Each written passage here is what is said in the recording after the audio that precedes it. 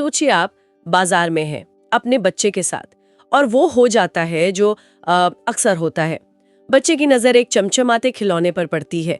पहले वो इशारे करता है, फिर धीरे से कहता है, फिर उसकी आवाज़ ऊंची होने लगती है। आप मना करती हैं और फिर पूरा सीन ही बदल जाता है।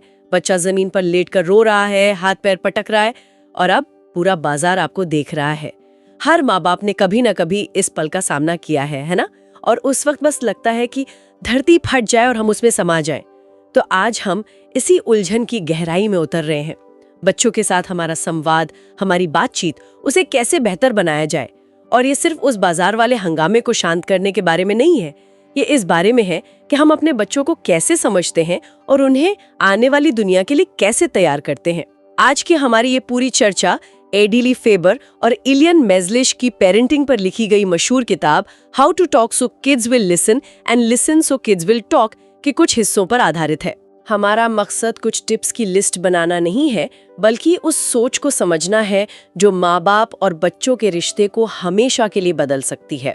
तो चलिए शुरू करते हैं सबसे पहली और शायद सबसे जरूरी बात से। स्रोत में एक लाइन है जो बहुत सीधी सादी लगती है पर है बहुत गहरी।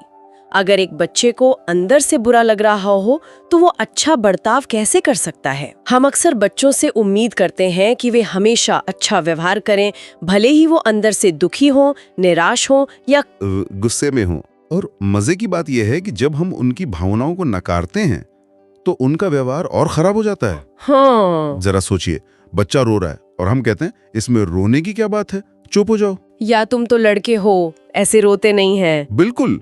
ये सुनकर बच्चे को लगता है कि उसकी फीलिंग्स गलत हैं। हाँ? कि उसे ऐसा महसूस नहीं करना चाहिए। नतीजा, वो और जोर से रोता है और जोर से चिल्लाता है। ये असल में उसकी तरफ से एक कोशिश है कि कोई तो उसकी बात सुने, कोई तो उसे समझे। मतलब उस बाजार वाले सीन पर अगर वापस लौटे तो हमारा पहला रिएक्शन होता है बच्चे को डांटना। हाँ। या उसे तर्क देना, तुम्हारे पास घर पर पहले से ही कितने सारे खिलौने हैं। लेकिन स्रोत कहता है कि इसकी जगह पहले उसकी भावना को समझिए। जैसे कि ये कहना, वाओ, ये खिलौना तो सच में बहुत बढ़िया है, मैं समझ सकती हूँ कि तुम इसे क्यों लेना चाहते हो, काश हम इसे अभी ले पाते। लेकिन यहाँ एक सवाल उठता है, क्या ऐसा करने से हम उसकी जिद को और हवा नहीं दे रहे? क्या उसे ये नहीं लगेगा कि आप उसकी बात मानकर खिलौना खरीदने वाली हैं? ये बहुत ही आम डर है और एक बहुत जरूरी सवाल भी। स्रोत इस पर बहुत साफ है। यहाँ भावना को मान्यता देने और व्यवहार को मंजूरी देने में एक बड़ा फर्क है। अच्छा। जब आप कहते हैं मैं समझ सकता हूँ कि तुम ये क्यों चाहते हो, तो आप उसकी इच्छा को मान्यता दे रहे हैं, खिलौने को खरीदने की इजाजत नहीं। आप सिर्फ उसे ये बता रहे हैं कि आपने उसकी बात सुन ली है। अक्सर बच्चे सिर्फ इतना ही चाहते हैं कि उन्हें सुना और समझा जाए।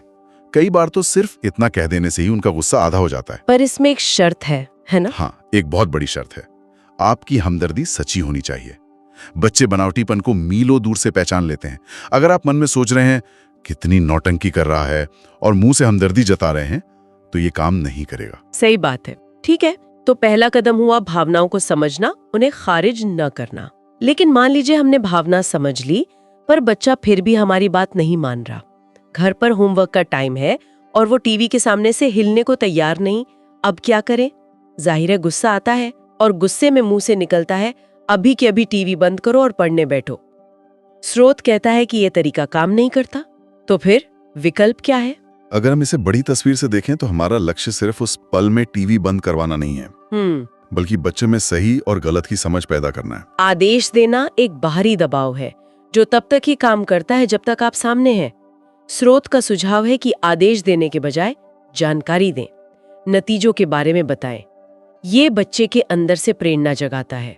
टीवी वाले उदाहरण से ही समझते हैं। टीवी बंद करो एक आदेश है, इसकी जगह स्रोत क्या कहने को कहता है? इसकी जगह आप जानकारी दे सकते हैं, जैसे बेटा ज्यादा देर तक टीवी देखने से आंखें खराब होती हैं और तुम्हारा जरूरी वक्त भी बर्बाद हो रहा है। ये एक तथ्य है, आदेश नहीं। और फिर इसे उसके भविष्य से जोड़ना। हाँ, स्रोत में एक बहुत मजेदार लाइन है, जब आंखें कमजोर हो जाएंगी तो क्लास में ब्लैक बोर्ड ठीक से नहीं दिखेगा और फिर तुम्हारी नाक को जिंदगी भर चश्मे का बोझ उठाना पड़ेगा। ये बात थोड़ी नाटकीय लगती है। हाँ, लग सकती है, पर ये एक अमूर्त बात को बच्चे के लिए ठोस और समझने लायक बना देती है। वो सिर्फ आपका हुक्म नहीं मान रहा, बल्कि वो अपने लिए एक बेहतर फैसला लेना सीख रहा है। लेकिन एक मिनट, ये लंबी चौड़ी बातें उस वक्त कैसे काम करेंगे जब तुरंत एक्शन की जरूरत हो? मतलब? मान लीजिए बच्चा जलते हुए स्टोव की तरफ जा रहा है, तब मैं उसे ये तो नहीं समझाऊंगी कि जलने के क्या क्या नतीजे होते हैं। तब तो सीधा नहीं या रुको ही कहना पड़ेगा। इसके खिलाफ नहीं है, खासकर जब सुरक्षा की बात हो। मुद्दा ये है कि हमारी बातचीत का डिफॉल्ट मोड क्या है। अच्छा। क्या हम हर बात आदेश देकर मनवाते हैं या हमारी बातचीत ज्यादातर समझ और तर्क पर आधारित होती है? अगर बच्चे को पता है कि आप आमतौर पर चिल्लाते नहीं हैं, तो जब आप किसी खतरे के समय जोर से रुको कहेंगे तो वो फौरन रुकेगा। क्योंकि उसे आपकी आवाज की गंभीरता का एहसास होगा। एग्जैक्टली। लेकिन अगर आप हर छोटी बड़ी बात पर चिल्लाते हैं तो आपकी आवाज अपना असर खो देती है। ये बात मुझे अगले मुद्दे पर लाती है, जो शायद सबसे ज्यादा विवादास्पद है। सजा। हाँ, सजा। हमारे समाज में बहुत से लोग मानते हैं कि अनुशासन के लिए डर और सजा जरूरी है। 2 थप्पड़ लगेंगे तो सब समझ आ जाएगा। हम सब ने ये सुना है। लेकिन श्रोत इस पूरी धारणाओं को ही चुनौती देता है। सजा देना अक्सर असरदार क्यों नहीं होता? इसका मुख्य मुद्दा यह है कि सजा बच्चे को ये नहीं सिखाती कि कोई काम क्यों गलत है। वो सिर्फ ये सिखाती है कि सजा देने वाले से कैसे बचा जाए। बच्चा उस काम को छिप कर करना सीख जाता है, लेकिन उसकी सोच नहीं बदलती। कोई उदाहरण? मान लीजिए बच्चा आपको बताए बिना दोस्तों के साथ खेलने चला जाता है और आप उसे सजा के तौर पर 1 हफ्ते के लिए घर में बंद कर देते हैं। इससे उसने क्या सीखा? शायद यही कि अगली बार पकड़ा न जाऊं। बिल्कुल। उसने ये नहीं सीखा कि बिना बताए जाना गलत क्यों है, बल्कि ये सीखा कि अगली बार पकड़े जाने से कैसे बचना है। सजा का असर तभी तक रहता है जब तक सजा देने वाले का डर हो। मैं आपकी बात समझ रही हूँ, लेकिन लाखों माँ बाप इसी तरह पले बड़े हैं। उन्हें लगता है कि वो तो बिल्कुल ठीक है। वो कह सकते हैं, हमें भी तो डांट पड़ती थी, सजा मिलती थी, हम तो नहीं बिगड़े। श्रोत इस आम धारणा के बारे में क्या कहता है? श्रोत इस बात को स्वीकार करता है कि बहुत से लोग सजा के साथ पले बड़े हैं। लेकिन सवाल ये नहीं है कि हम बिगड़े या नहीं। सवाल ये है कि क्या हम और बेहतर इंसान बन सकते थे? अच्छा। क्या हमारे और हमारे माँ बाप के रिश्ते में डर की जगह ज्यादा समझ हो सकती थी? सजा अक्सर मन में गुस्सा और बदला लेने की भावना पैदा करती है।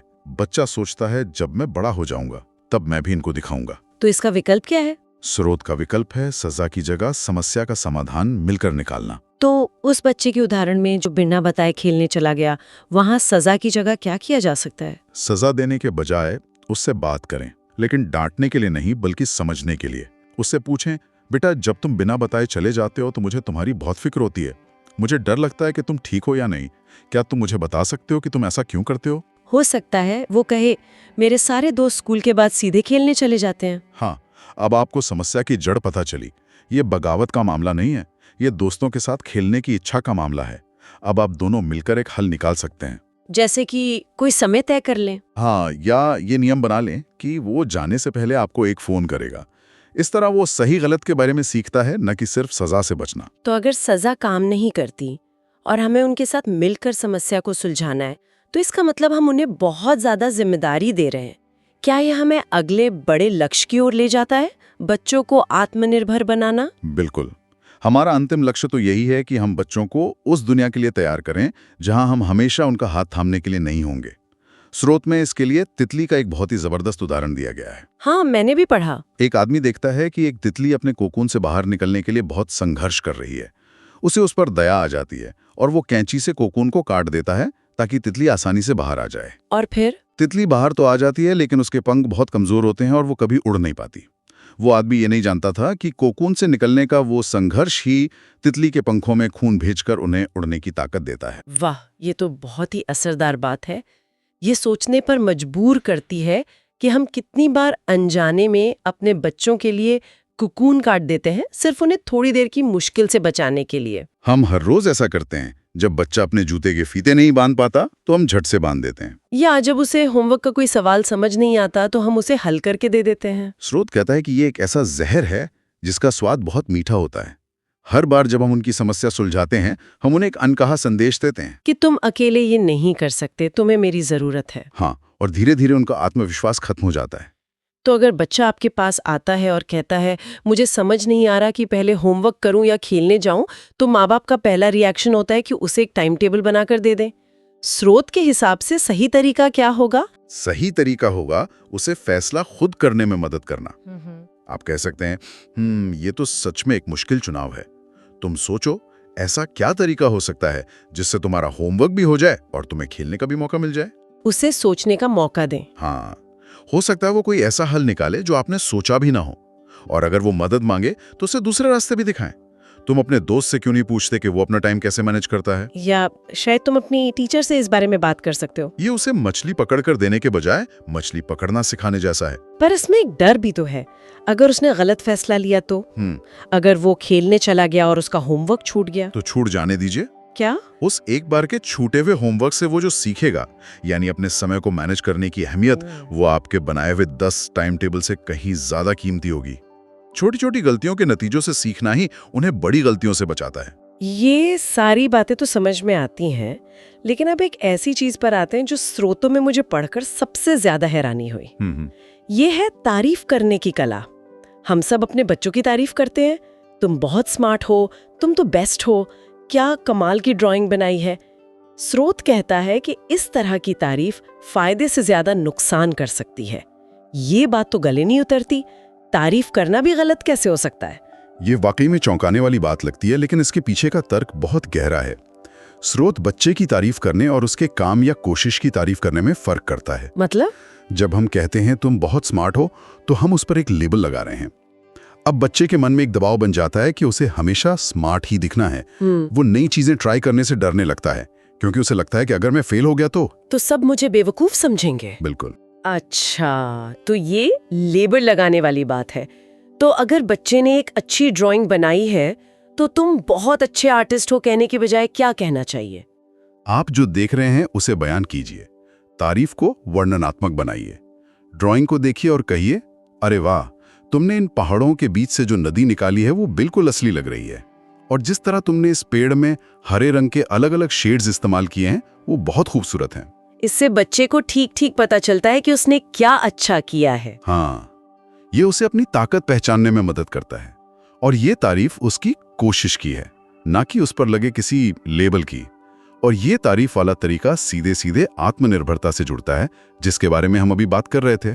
कैसे? जब आप तारीफ में विवरण देते हैं, तो आप बच्चे को अपने काम का मूल्यांकन खुद करना सिखाते हैं।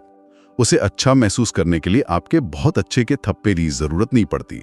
वो खुद अपने काम में खूबियां ढूंढना सीख जाता है। तारीफ के बारे में स्रोत में 2 चेतावनियां भी दी गई हैं जो बहुत जरूरी लगती हैं। एक तो ये कि तारीफ करते वक्त पुरानी गलतियों का जिक्र न करें। जैसे ये कहना, इस बार तुम्हारी ड्राइंग अच्छी बनी है, पिछली वाली तो बहुत खराब थी।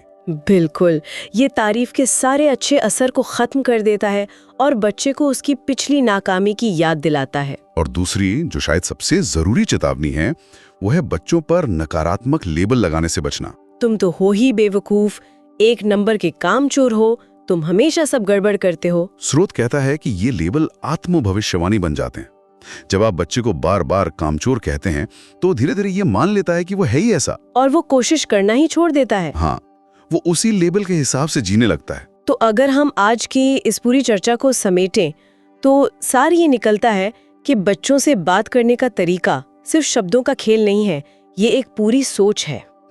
ये उनकी भावनाओं को इज्जत देने, उन्हें आदेश देने के बजाय कारण समझाने, सजा की जगह मिलकर हल निकालने, उन्हें आत्मनिर्भर बनाने के लिए छोटे छोटे संघर्ष करने देने और उनकी तारीफ भी सोच समझ कर करने के बारे में है। और इसमें 2 बातें और जोड़ना चाहूंगा जो स्रोत में दी गई हैं और इस तस्वीर को पूरा करती हैं। बताइए। पहली, अपनी भावनाओं को सही तरीके से व्यक्त करना।